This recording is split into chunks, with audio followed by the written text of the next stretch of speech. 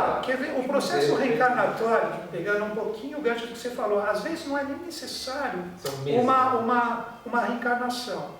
Do lugar aonde está a consciência, diríamos assim, que já passou pela experiência reencarnatória, através da inspiração, que isso vem em estado de consciências superiores. Ele não vem como um mental concreto ou como uma emoção astral, ele vem como tua de abstração. Então, de repente, você pega um Page ouvindo Wagner, é Wagner conversando com o Page. Mas não necessariamente o corpo do Wagner conversando com ele. Então, na criação. Exatamente, que é a formação do quê? De egrégoras coletivos que existem, que estão nesse plano, e o Page entrou nesse egrégora que estava ligado ao Wagner. Legal, falta mais um. O Mozart, ele representava a síntese do processo. Então, se a gente pegar o triângulo divino do começo desse processo, o que a gente tem? Bach representando a harmonia, Beethoven representando a melodia e Wagner o ritmo. E o Mozart, ele representava a essência, ou a parte central dos três. Ele tinha em equilíbrio os três. Quer ver um segredo que a humanidade não conhece desses músicos, que é muito interessante? Por que Beethoven ficou surdo? Tocou nota errada. Iniciático. Não só isso. Não só isso. Isso é verdade, né? Sim. Não. Mas isso foi um efeito. E a causa? Exatamente. Hilton responde. Vamos lá, então. O que o Fred lançou foi o seguinte, pelo fato dele ter feito vamos dar uma generalizada, uma musicalidade errada, veio a surdez. Mas por que a surdez de Beethoven é iniciática? Ele ia aprender a ouvir mais a sua voz interior. Por quê? Porque ele foi um ser que não era para herdar o trabalho de Mozart. Então, como ele iria herdar aquele compêndio musical do Mozart, ele precisou criar uma surdez nele, porque o Mozart ele ia muito mais além do que ele realmente deixou para nós. Porque ele sim musicou errado. O Mozart, quando ele musicou Dom Juan ou Dom Giovanni, ele exaltou o lado errôneo do que ele deveria exaltar como o lado de luz, e a divindade o tirou da face da terra. Quando vocês veem o filme Amadeus, aparece o ser da capa preta que eles colocaram para vocês, errado. Ele era um ser de Agartha. Agartha, para entender um pouco melhor, né? Agartha, quando a gente fala de Agartha, a gente está falando de uma dimensão onde seres espirituais ou seres de maior consciência vêm para o contexto evolutivo para trazer uma nova tônica. E o Mozart, como ele errou, vem o lado obscuro de Agartha também. Então veio esse ser, esse enviado da capa preta, por isso que eles colocam no filme o Salieri, que é errado. O Salieri não tem nada a ver, nada a ver. Então não existia o Salieri na vida da pessoa nada disso. Existia o Salieri que era um admirador de Mozart. Que não era um cara que ficava com bronca de saber mais que ele. Mas bom, se o cara é um pouco bom, bronca ele arruma automaticamente. Mas não vamos dizer como foi colocado no filme, aquilo é romance. Então esse ser chegou, esse ser enviado dessas dimensões sutis, e falou para ele: você vai sair do contexto evolutivo, cria o seu REC. Aí vem o famoso REC de Mozart, que não foi nem terminado por ele, quem terminou foi os alunos, ele chegou até o 7º ou 8º ato do REC. Então o que é a divindade? Olha, eu estou contando tudo isso para vocês pegarem um pouco do que representa o anjo influenciando no processo. Aí aquela consciência angélica que estava no Mozart, que poderia ir muito mais além, que ele morreu jovem, e Mozart era iniciado, maçom 33 de grau. Era grandão aí. Ele tinha o conhecimento oculto. E o Beethoven também tinha. O Beethoven, ele tinha no piano dele, ele tinha a deusa egípcia em cima do piano dele, e na cadeira dele, atrás, ele tinha um hexagrama desenhado, que é o símbolo de Micael, ou que a gente chama de ser de Salomão. Então, como ele era um grande admirador de Mozart, Beethoven, o que ocorreu? Ele tinha também esse lado oculto que estava presente no Mozart, ele também apreciava, mas não existem dados, nunca ouvi de que ele foi da maçonaria, mas existe essa possibilidade.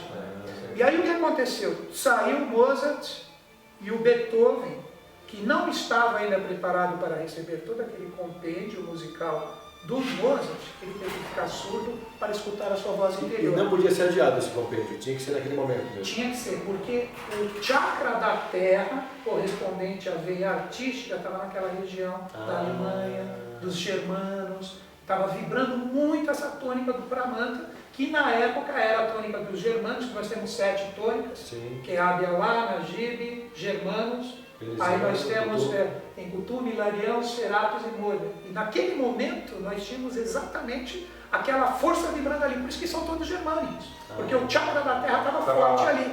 Então tinha que continuar a missão ali, não dá para você chegar, saiu tudo e vai para lá. A coisa não funciona assim. Então, angelicamente, a consciência do Mozart foi para o Beethoven. Por isso que quando você pega na época a partitura, não, nada de reencarnação, consciência e a inspiração. Quando você pega uma partitura do Mozart, não tem erro. Não. Isso é mostrado no filme, você viu que ele fazia tudo, mas como ele faz de prima? O Salieri mostra isso no filme, né? Mas como ele faz isso é real. Isso é real. Se você for em Salzburg, que é a cidade de Mozart, tem algumas partituras dele ali no museu dele. Não tem uma rasura, é como se fosse um ditado. Nossa.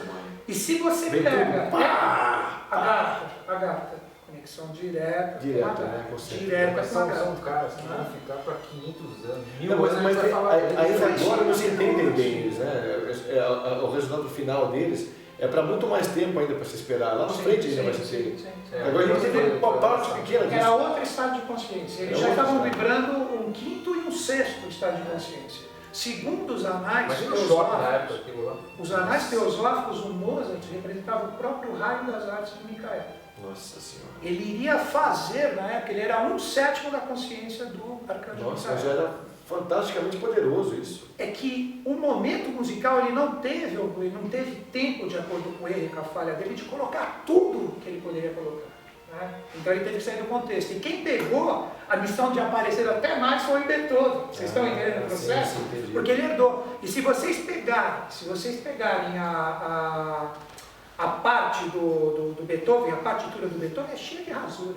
Cheia de rasura. Então, nesse Por caso... quê? Porque ele não tinha o corpo preparado para receber toda essa informação. Ele iria fazer mais a parte que ficou para Wagner depois do Beethoven. Olha o segredo daquele momento. Puxa vida. Por isso que o Beethoven é conhecido como aquele que fez a ponte do clássico para o romantismo. Que quem se firmou com o romantismo foi o Wagner.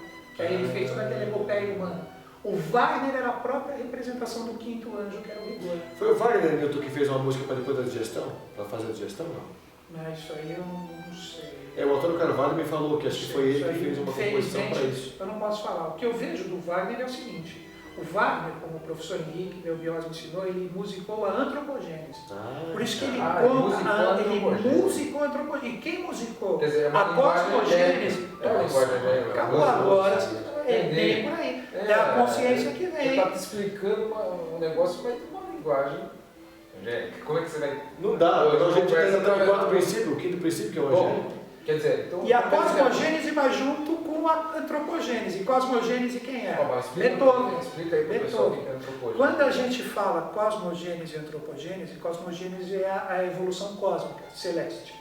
Seria então a evolução de tudo de uma forma geral. Antropogênese, de antropo do homem, é o homem ou o ser humano aqui com uma vida manifestada na Terra recebendo os influxos. Então, um funciona junto com o outro. São as raças mães. Exatamente, as raças mães antropogênicas. Quem fez isso foi Wagner, que ele musicou o que? A conquista do Graal no ser humano. Baseado nos Edas escandinavos, germânicos, se assim preferir, iguais ou semelhantes ou similares em época aos Vedas indianos. Então, quando você pega toda aquela história, todo aquele compêndio musical fantástico dos Vedas, quem fez foi Wagner, através da conquista do Graal. Lohengrin, Parsifal, que é toda aquela história. Né? Se você pegar, quer ver a história do quinto, o quinto e do sexto, ligado à parte inglesa, a história do rei Arthur, que poucas pessoas entendem. Isso ele quer fazer uma parte maior. Isso é para falar sobre isso, porque isso é muito legal. É muito bacana. Só que... né? A gente volta então. Vamos lá, vamos dar uma pausazinha aqui, André. A gente volta já com outro tema sobre essa questão.